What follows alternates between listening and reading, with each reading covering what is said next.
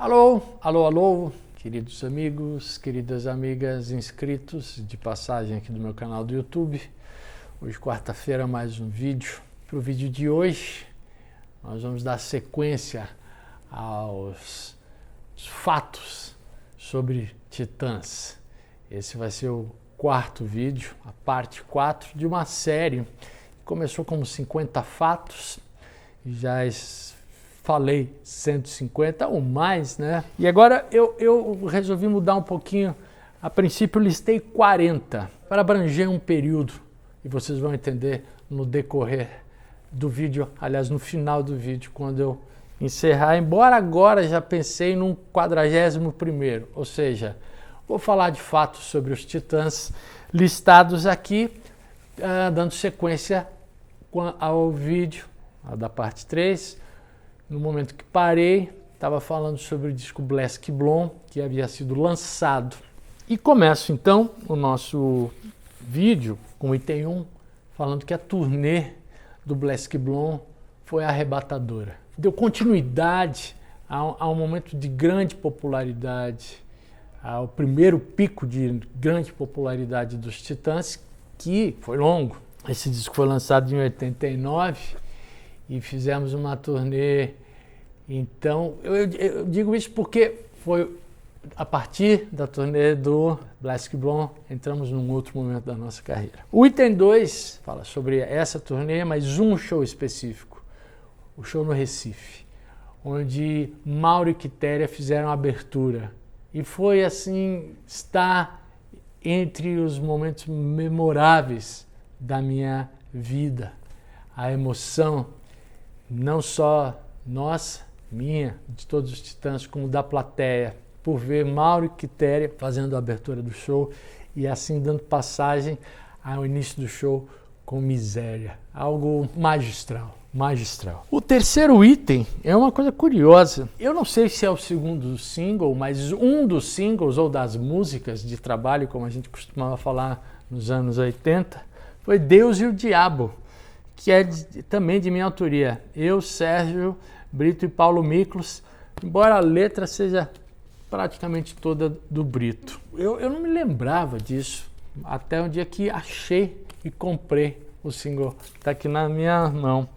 Mas depois ficou evidente que sim, porque o item 4 é o clipe, foi gravado em Nova York, a direção do Jodelle Larcher, e aconteceu, se vocês olharem, eu não estou presente no clipe, eu faltei à gravação. As razões, eu me reservo o direito de não contar a vocês.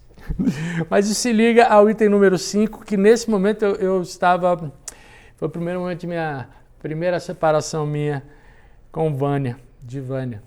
Eu estava lá em Nova York. O item 6 é o seguinte. Lá no estúdio gravávamos os discos, esses desde o Cabeça, Jesus e de alguma maneira o Go Back, onde fizemos os singles que eu mencionei no outro vídeo e a mixagem no estúdio Nas Nuvens, no Rio de Janeiro.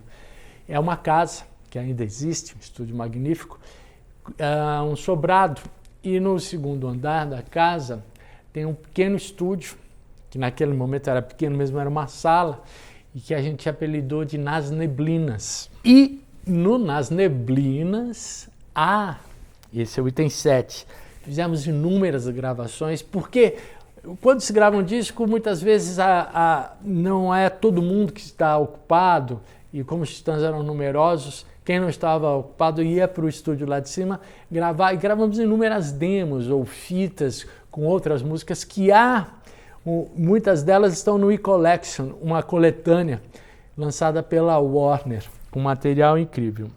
E foi nesse mesmo, esse é o item 8, mesmo Nas Neblinas, que gravamos essa pérola, a marcha do demo e Pipi Popô. Vocês podem ver, tem um link aqui, estará no YouTube, que tem trechos, certamente foi o Branco que filmou isso, onde estamos nós ali cantando a marcha do demo, que tem Liminha cantando, Paula Toller e Jorge Maltner. É uma música maravilhosa. E o item 9 é o outro lado desse single, que é Pipipopô, que é também uma música que faz parte desse, digamos, lado B dos Titãs, que junto ao item 10, que na verdade foi lançado sob um artista fictício, que era o grupo Vestidos de Espaço, cujo cantor é a entidade sobrenatural do Peppino Carnale. Aqui vocês veem uma foto, ele era um homem avesso a aparições públicas e nunca se deixava fotografar com nitidez. Peppino Carnale. Peppino Carnale era o intérprete da música Pipipopô, que foi apresentado em alguns programas de auditório. Eu tentei achar. Era maravilhoso. Vocês precisam ver isso. Eu tentei achar no YouTube e não consegui. Esse disco revela uma face dos Titãs talvez pouco conhecida da maioria. E a capa foi feita pelo Fernando Zarif, artista plástico, que guarda enorme semelhança com Peppino Carnale. No item 12, já contei 12 e 11 são esses aqui, né? O item 13, depois desse momento aqui, do Black Blonde, ficamos meio cansados de toda a parafernália eletrônica, né, tão presente no som desde o Cabeça de Dinossauro, que resolvemos ir para um caminho de maior crueza, voltar ao básico do rock and roll. E junto disso, aqui é o item 14, resolvemos então que iríamos compor juntos para o disco seguinte. Isso nos leva ao item 15, que foi: montamos um estúdio na casa do Marcelo. O Marcelo tinha comprado uma casa aqui em São Paulo, no bairro Sumaré, e ela estava em reforma. E nós resolvemos então fazer aquilo que é o sonho, era um sonho nosso, da maioria das bandas, de montar um estúdio numa casa e ficar ali o dia inteiro compondo. Aqui nasceu esse disco que eu tanto amo. Vou tudo ao mesmo tempo agora. Então vou contar um pouco da origem das coisas. Uma das canções desse disco, Flat Cemitério e Apartamento, foi composta no ônibus, como era muito comum. Eu me lembro, Branco, Marcelo e Arnaldo, estávamos juntos escrevendo isso. E o item 17, esse é um verso que decidimos não colocar na música. Cabe aqui dizer, vamos lá, vou ler um pouquinho. E se o jockey promovesse alguns páreos com jumentos? Nossa, essa letra seria absolutamente inviável nos dias de hoje. Não há condição de passarmos. E se a Brunella preparasse algumas bombas com excremento? Brunella era uma doceria famosa de São Paulo. E se a Dulore anunciasse uma nova linha de calcinhas que já viessem com corrimento? E assim vai. E havia um verso que era: e se a Knorr, dos caldos Knorr, lançasse um caldo de coelho com novos condimentos? Caldo de coelho é um pouco estranho. Daí vamos ao item 18, que é a música Clitóris. Clitóris foi uma ideia minha. Aliás, era uma coisa controversa, né? Porque todo mundo falava clítoris, e é clitóris que se diz. Tá ali as minhas famosas, digamos, associações dos ícones da Igreja Católica com os órgãos genitais, né? Essa relação que está presente na música genuflexório, outra palavra que eu sempre achei graça. Embora a composição cantada por Paulo Miklos, né? Agora eu vou falar de uma música que sempre me perguntam. Isso para mim é Perfume. Essa música é uma ideia minha. O disco todo foi assinado, era uma decisão que eu vou abordar no item mais para frente. Está assinado como se as composições fossem todas dos Titãs. Isso nunca é bem verdade. Cabe dizer que essa ideia é que a música ia além da composição, o arranjo, o riff que sugeriu a canção, etc. É um assunto controverso entre nós mesmos, inclusive. E isso para mim é Perfume. Eu e Marcelo, numa noite fomos lá nós dois, porque a gente costumava ensaiar de tarde mas como a casa não tinha ninguém que morava, íamos à noite. E fomos eu e Marcelo e fizemos o riff. Tum, tum, pam, pam, pam. Eu não me lembro bem agora, é um riff em um tempo de 7. E é uma ideia minha, né? A letra fizemos provavelmente juntos, que essa é uma das músicas que mais define o que as pessoas passaram a tratar esse disco como um disco escatológico, porque o refrão dela é amor, eu quero te ver cagar. Um dia eu vou falar com mais, não vou gastar aqui a minha um item inteiro para falar sobre essa música, embora tenha vontade de falar. Quem conhece sabe do que ela se trata, mas é uma ideia sobre isso, né? A intimidade máxima que se obtém ou que se sonha obter, e se é que ela é possível, né? Quando você está com alguém onde através digamos, desse exagero, né? Amor, eu quero te ver cagar, o declarante está dizendo que tudo dela ele quer participar, saber, e que não há esse constrangimento nesse ato tão íntimo. O item 20, já estamos no item 20, olha só, é que nesse momento Marcelo, Branco e Belotto abriram uma casa de alimentação chamada Hot Dog, onde só servia cachorro quente, hot dogs, e ali virou um point nosso, da pesada. Tanto que a loja não foi para adiante, não dá muito certo essa junção. Rock e dog não combinam. Dentro desse disco, que um dia eu ainda já falei para vocês, eu gostaria falarei sobre disco a disco. Nesse disco aqui, uma linha de baixo que eu amo, que é da música Já, que eu amo também. Aliás, eu adoro esse disco. E talvez seja um bom exemplo daquilo que a composição aconteça, não apenas pela letra e pela melodia, né? Porque a linha de baixo é muito, muito forte, mas essa letra é do Arnaldo. O item 22 é o seguinte: nosso produtor queria a princípio produzir esse disco, Liminha, né? Que fez o Cabeça, fez o Jesus, fez Go Back e fez Black Blonde. Nesse momento estava morando em Los Angeles, querendo, né, estabelecer uma atividade maior lá. E ele acabou produzindo uma banda Zig Zig Sputnik.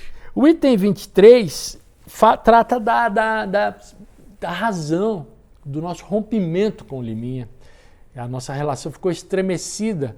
Por quê? Pelo fato do Liminha estar em Los Angeles, ele não estava presente nos ensaios.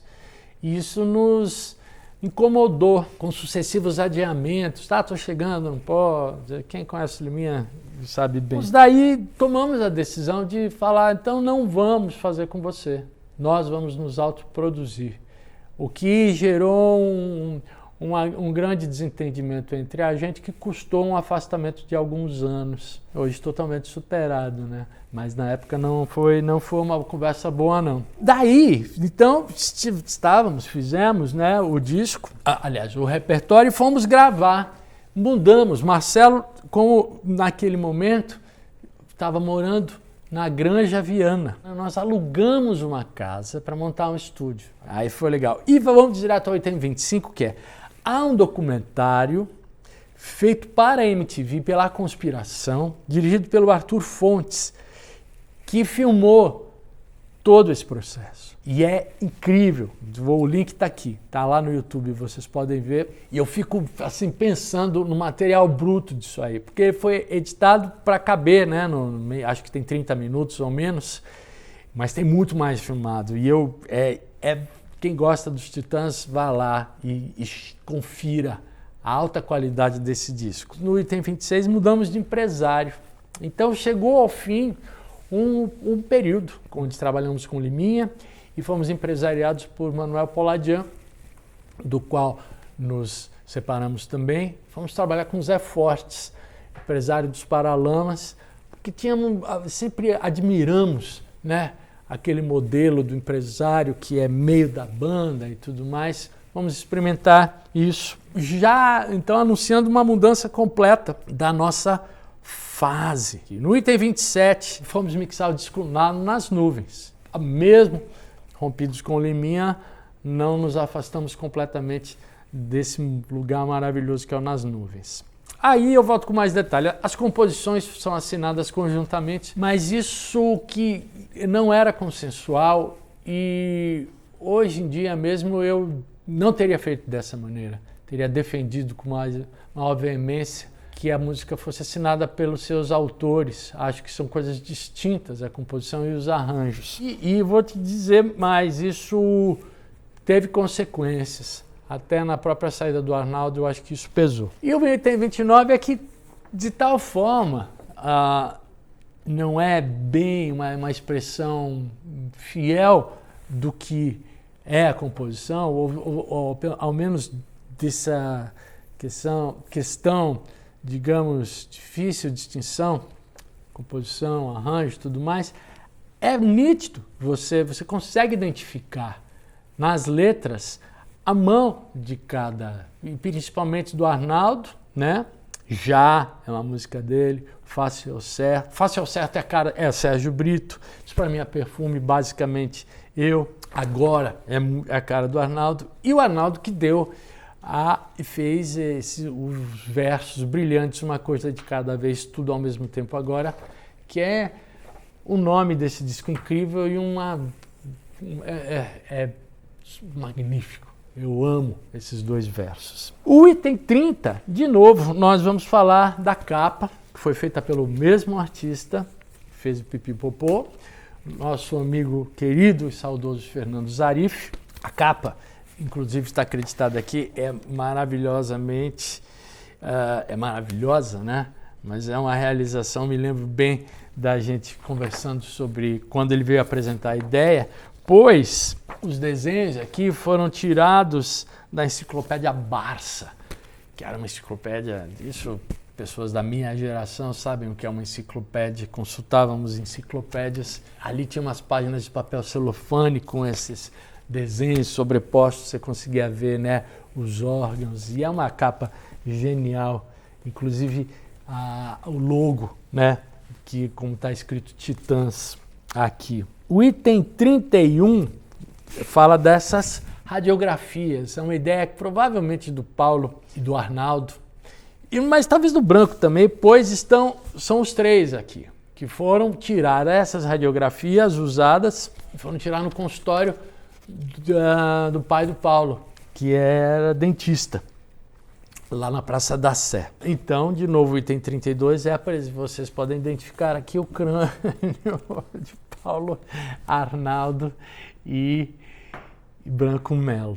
Daí estamos falando no single Saia de Mim, que foi a música que escolhemos, de novo, na época a gente falava de música de trabalho, e o item 34 fala sobre a má receptividade dessa música pelas rádios, porque ela também fala, saia de mim, os versos, para quem não conhece, saia de mim como um peido, tudo que for perfeito, enfim, saia de mim como escarro, espirro, pus, porra, sarro, sangue, lágrima, catarro, saia de mim a verdade. Versos brilhantes do Arnaldo, muito fortes para as mentes estreitas, que já em 1991 pareciam anunciar a corteza da mentalidade que o Brasil resolveu adotar. Mas sempre andou, né, por aí. Era só uma questão que estava dentro, né? E agora aflorou. Agora o item 35 é um item que explica muito da fase que vivemos, entramos, melhor dizendo. É um divisor de águas. Eu vou contar o que aconteceu. Era muito comum nesse período, né, final dos anos 80, 90, onde a música brasileira, né, os grupos de rock tinham vivido seu auge da geração dos anos 80, os lançamentos serem assunto, né, quente para os cadernos de cultura dos jornais impressos. E havia uma coisa maluca, o Estado e a Folha disputavam quem ia dar a capa, né, o furo. Então ficava esse negócio, essa negociação, né? E muitas vezes por esse desejo de dar o furo de reportagem, as matérias saíam muito rasas, porque não tinha nem tempo do cara ouvir o disco, fazer uma análise, sabe? Era mais esse negócio de sair na frente do que exatamente falar sobre. Isso passou a nos incomodar pelo fato da gente ter o lançamento da turnê tão próxima do lançamento do disco. A gente preferiu não dar declaração, não fazer a coletiva, não falar com os repórteres, né? Esperando que eles fossem ouvir o disco e 15 dias depois, quando fossem anunciar o show, falassem com maior propriedade do disco. Isso foi interpretado como uma arrogância da nossa parte. Não, os Titãs não falam mais com a imprensa. E foi uma derrocada, assim, porque passamos de ser os darlings, né, da imprensa para ser os malditos. Caímos no limbo, em desgraça. Isso é um longo assunto também, que sempre me aborrece quando eu vou falar, porque tem a ver com o tipo de jornalista que estava ali, um tipo de mentalidade, né? Especialmente os críticos de música que se gostavam de falar, né? Achavam que sabiam o que falar e começaram a pegar no nosso pé. Então isso me leva ao item 36, que é justamente que estreamos esse show no Hollywood Rock em São Paulo, no estádio do Pacaembu, dividindo a noite com os Paralamas do Sucesso. Eu lembro, inclusive, que tocamos, acho que se não na íntegra, grande parte do repertório era das músicas até então muito desconhecidas do público.